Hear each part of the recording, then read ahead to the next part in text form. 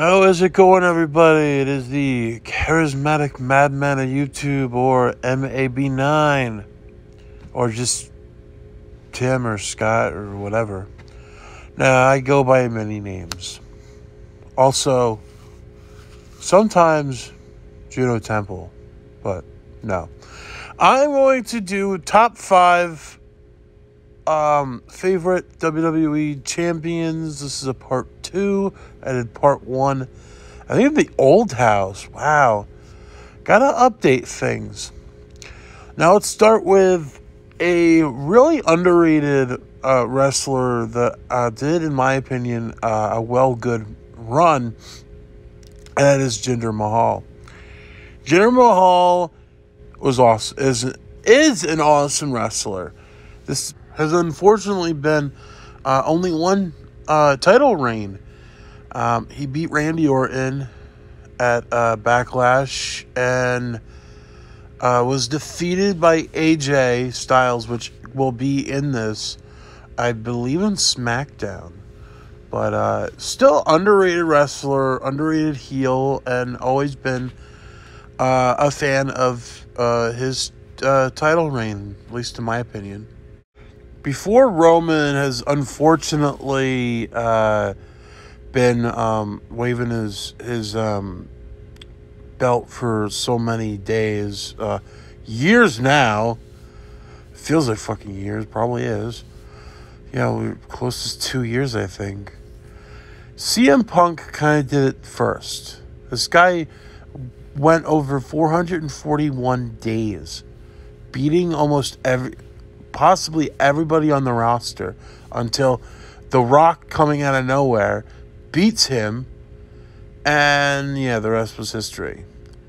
That really bothered me, because I think CM Punk is such a great.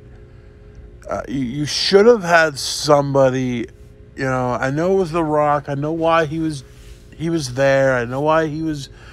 Watch my movie. Yeah, I know that. You could have had anybody else, but you chose The Rock to do it. I have no. It was probably up to him, but number 3, I'm going with my boy AJ Styles. He has held the title for quite 370 days, and this was where he beat Jinder Mahal. I always enjoyed AJ's reign. I love AJ to begin with. I love how he was the last to wrestle The Undertaker, which was really cool. His defenses were really fun to watch.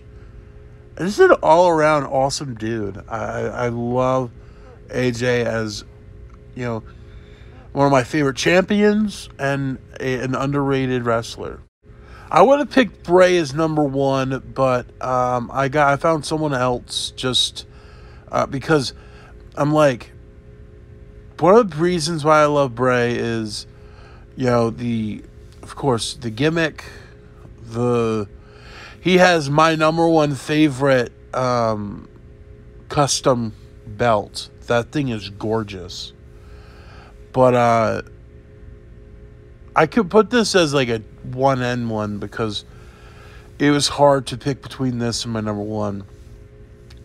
He defeated John Cena in Elimination Chamber. The cool thing about him is, he did really, for over those 49 days, he did very well. Until Randy Orton, and, it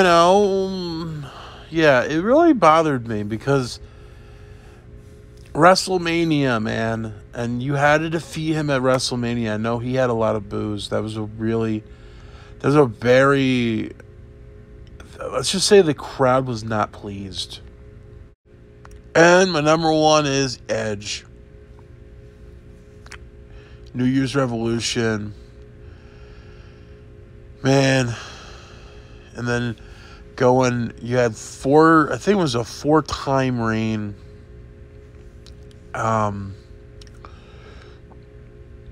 It was incredible. Coming out, defeating Cena, which, yeah, I get it. Cena was already beaten. He was, he was tired. But this means a lot.